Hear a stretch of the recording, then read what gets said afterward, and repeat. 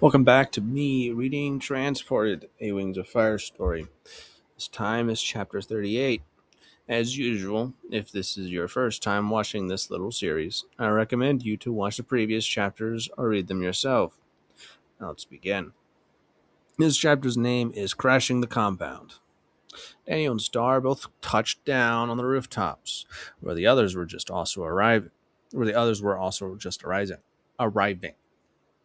Daniel had the rolled up poster clenched within his talon. He didn't exactly know how to, he didn't exactly know how to tell them properly, but he'd do it somehow. Once they rejoined the others, Keebly was the first to speak up. All right, what did everyone find? The rooftops are completely locked down. Wolf and I met up with Ghost and Karma as we circled the perimeter. There is a way in, but it's guarded by a dozen of Vulture's minions. Keebly nodded. All right, Sub-Zero and I potentially found a way in, but let's hear what Reaper and Deadlock have to say first. Daniel took in a breath. We got jumped by a trio of sandwings. Daniel admitted. What?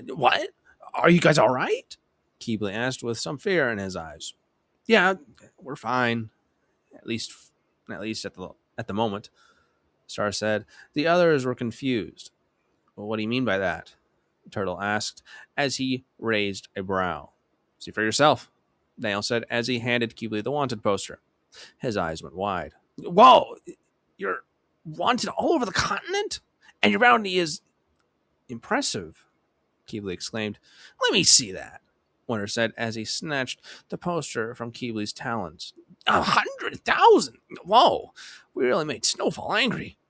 Apparently so, Daniel said. Luckily for you guys, you don't have wanted posters yet, so let's keep it that way. He gestured to Winter and Star. Oh boy, STA, comma R. We love typos that make us laugh. Sta, comma R, who played a part in the destruction of the Great Ice Wall. They both nodded profusely with that idea.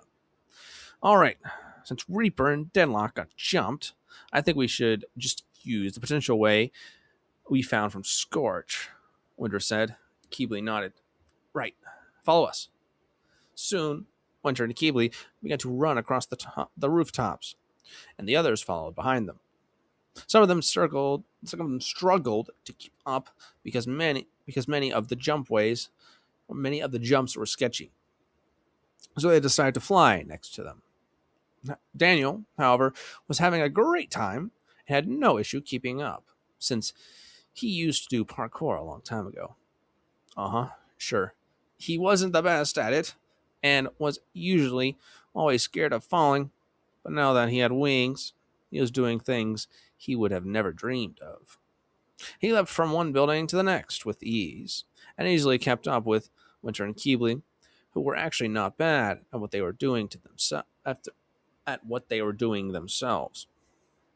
He decided to take a slightly longer route for fun, where he leapt off the main stretch of the building into a wall run on another for a little while before he jumped off onto another building. Coming up to a sloped rooftop, he saw his friends eventually come to a large drop up ahead, to which everyone seemed to glide down to the ground. Instead of doing that, however, Daniel decided to be a little stylish. He slid down the side of the rooftop before doing a flip off the end of it for fun. Afterwards, he glided down to where his friends were sitting as they waited for him. Is the place? Daniel asked. Keeley nodded. They stood in front of a large white and gold marble wall, which Daniel guessed was surrounding the compound. It was luxuriously decorated with neat carvings and easily stood out from the other houses. Phoenix, can you cut us through? Keebly asked. Pearl nodded. Thanks to Turtle's magic, she focused her fire scales to one claw, which surprisingly burned hot enough to melt the smooth, polished stone. It wasn't a quick process, however, as Pearl's claws kept overheating and she ended up burning herself after a while. So she needed to keep switching between claws. However, It paid off eventually, as she cut through the smooth wall. Now all that was left was an unmoved chunk of polished marble. Okay, so how do we move this without making a huge amount of noise? Moon asked in a hushed voice. Well, if we pull the chunk towards us, then we should be able to catch it and move it aside. Turtle pointed out. Karma, this thing is probably as heavy as a boulder. Honestly, I think it's better if we just tip it over and run in there, Winter said. And risk us getting caught because of the massively huge noise it'll make when it smashes on the ground? Moons, no, that's a terrible idea, Star exclaimed. Well, what's your plan then? Winter retorted. Star was about to answer him when a sudden voice was heard behind the wall. Psst, guys, it's me. Huh? Ghost, is that you? Winter asked. No, it's one of Vulture's idiotic goons. Of course it's me, King Jowl commented sarcastically, which got a quick snicker out of Keebling. Winter shot him a glare. How did you get inside? Didn't you say the rooftops were locked down? Daniel questioned. I went invisible, King Jowl answered. They couldn't see me. What about your cloak, though? Can't they just see that? Moon commented, and King Jowl just laughed. It's right behind you, Wolf. Moon turned around and saw the dark black cloak sitting in a clumped pile behind her talons. Ah, I see. Ghost, how many of Vulture's guards can you see? Daniel asked. King Jowl stayed silent for a moment as they awaited her response. Maybe about 3, she finally answered. Daniel sighed. All right, are you able to knock them out or potentially get them out of the vicinity so we can move this block right here? I mean, I can try, but I'm not sure how. I don't have any blow darts on me at the moment. I mean, I could always just kill them, but I don't want to hurt anyone, she said, though there was a sort of lump in her voice when she said kill. No, there's no need to kill anyone. We'll figure something out, Turtle piped up. However, King Jowl didn't reply. A few moments later, there was a sound of voices from behind the wall. Hey, who spoke one voice before it was cut off by something. There was a thump that was heard behind the wall and then fell silent. Next was the sound of what Daniel thought to be a singular rainwing dart, but it sounded a little off, like it was heavier than normal. Soon, however, there was one last loud crack as something large hit the marble wall from the other side. This caused the already loose chunk of marble to fall over towards the group. Watch it! Daniel called as he dived out of the way of the falling rock. Moon quickly grabbed Kajow's cloak before getting out of the way herself. The block slammed to the ground, and there was a loud crash as it shattered into coarse, rough edges. Everyone flinched when it did so, and a small burst of dust from the debris shot into the air before settling down on the floor again. Well, so much for being quiet, Pearl retorted before she ran through the hole in the wall. Everyone else followed her and to see what the commotion was behind the wall. As they all ran through, they found themselves in a sort of garden, enclosed entirely within a circular marble wall. The garden itself was beautiful. It was decorated with various colorful flowers and exotic plants you would never, ever find anywhere in the desert. Daniel looked around. Wow. Even if Vulture is the most dangerous dragon in the whole city, he's definitely got some good taste and decoration. Then he spotted King Jowl in the middle of a soft patch of grass. She had her back to them as she looked down at herself. Hey, are you all right? Moon asked as she approached the now noticeably trembling Rainwing. King Jowl, Moon said softly, and Daniel shot her a soft glare for using King Jowl's real name, but he dismissed it. The small Rainwing turned around, tears in her eyes. Crimson blood was spattered in her claws as she fell into Moon's wings. I didn't mean to. He made me do it, King Jowl sobbed. Dale looked around at the scene, and he realized why King Jowl was so distressed. Three Sandwing guards lay distant from one another. At first, Daniel assumed they were all knocked out, as that's what he told King John to do. But as he looked closer, he saw something different. The first one lay on the ground, red running blood split out of their slit throat. The second one was on the other side of the garden. An arrow lodged through one of its eye sockets, and out the back of its head. The last one sat against the marble wall. Its head was still attached, but not in a proper way, meaning the large crack that they had heard earlier was the neck of the dragon snapping. I didn't mean to. He made me do it. Told me that I needed to. Kingdom continued to sob as she curled up in her friend's wings. At this point, everyone else had noticed the three dead bodies scattered in the garden, and it was safe to say that they were all terrified. Ghost, what happened here? Daniel asked, and Kijal looked at him with teary eyes. I told you. He made me. I didn't want to, but he made me. Who's he? Winter asked with a puzzled expression. She shook her head. I don't know. He was like a moving shadow. He had white glowing eyes and a white smile. It was almost like he was controlling me. She shuddered as she finished up her sentence. How are they? What do I do to them? Daniel looked down at her sadly. She caught his expression, and her eyes went wide. They're dead, aren't they? I killed them, didn't I? Kinyo said as she crawled out of Moon's embrace. She walked over to each of the bodies, and she looked at her own claws with disgust at what she'd done. However, she soon wiped a tear from her eyes as she picked something up from one of the bodies. Kijal walked back sadly. Daniel saw that she knew it was too late to do anything. The damage had been done.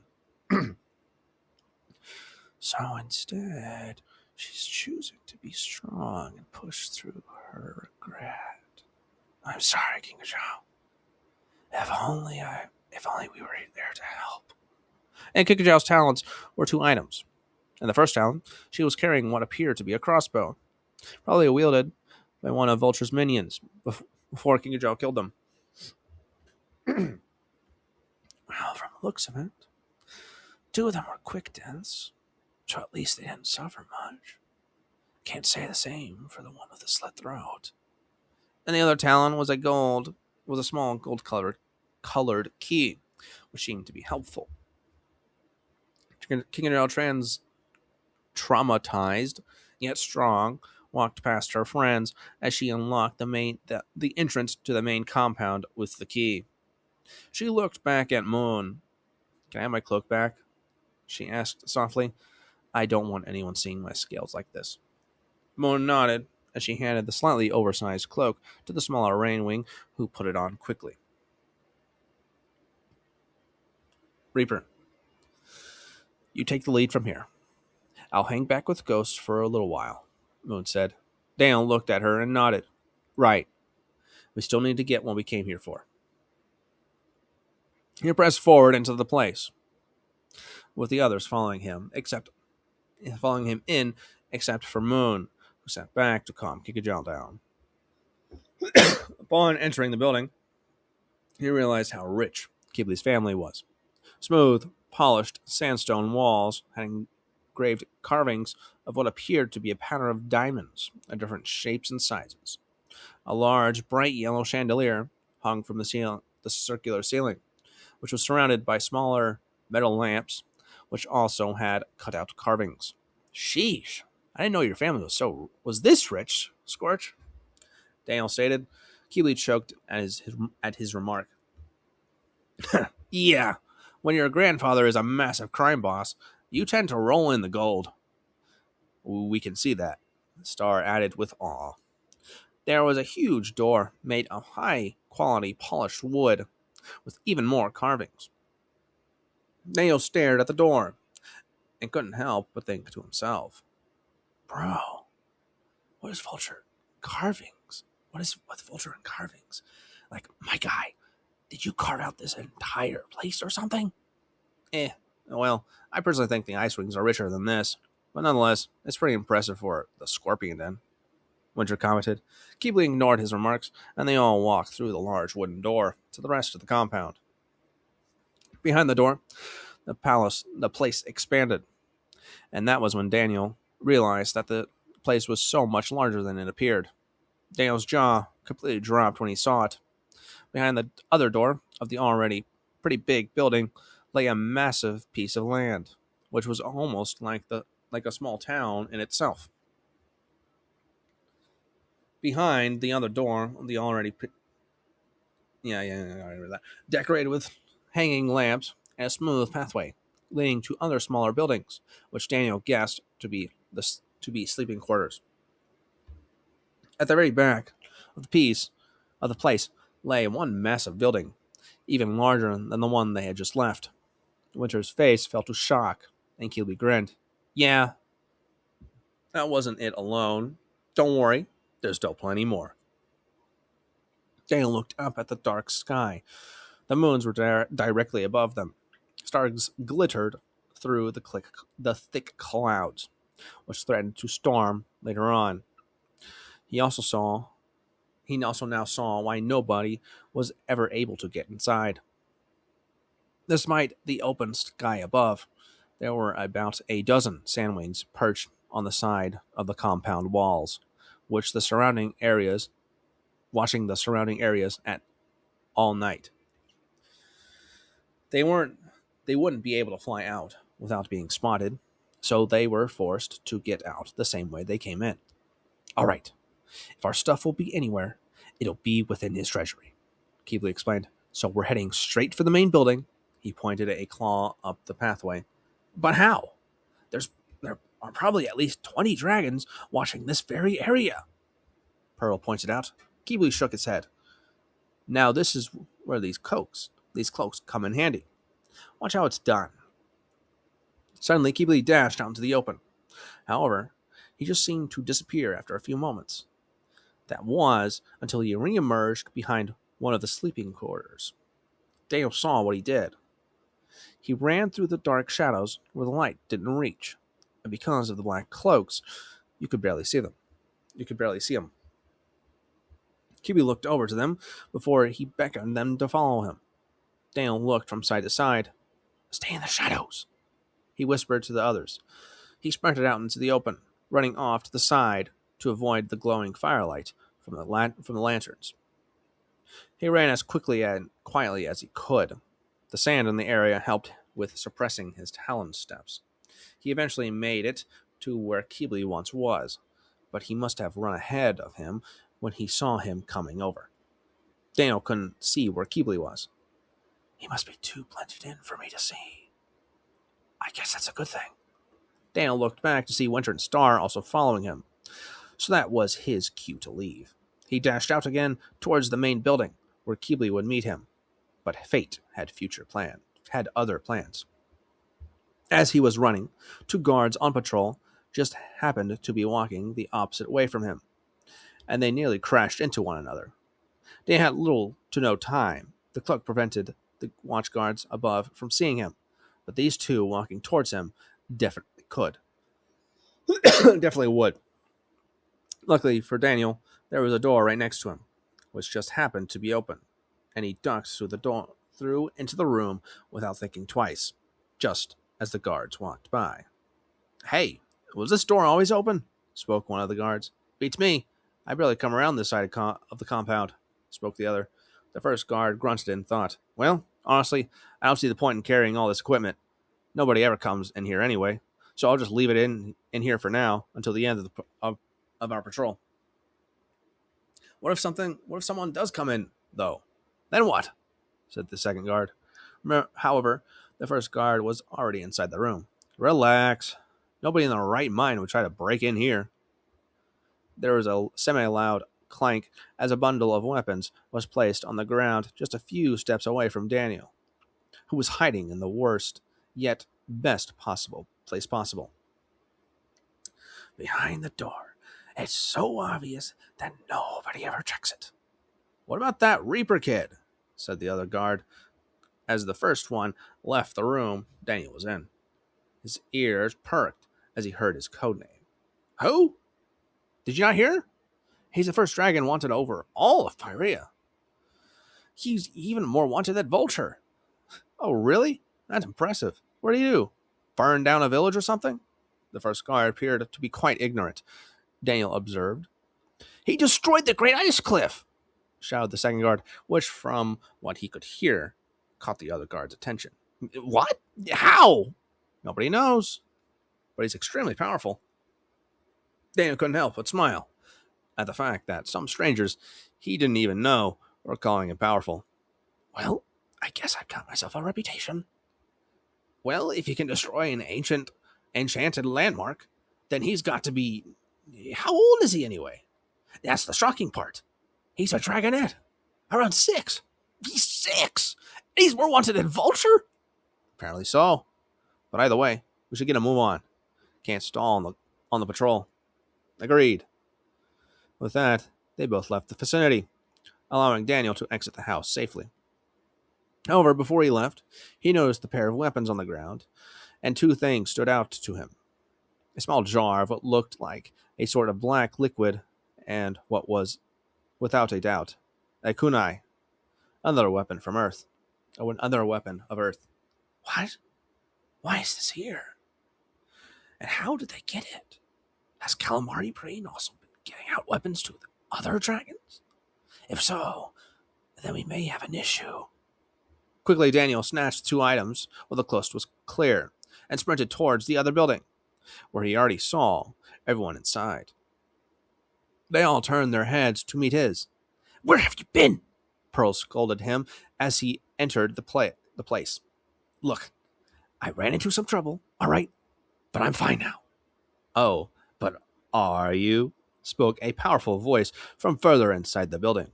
Soon, the dragon himself came out into view, covered in dragon skull tattoos and accompanied by his 2 eldest grandchildren. Vulture entered the room.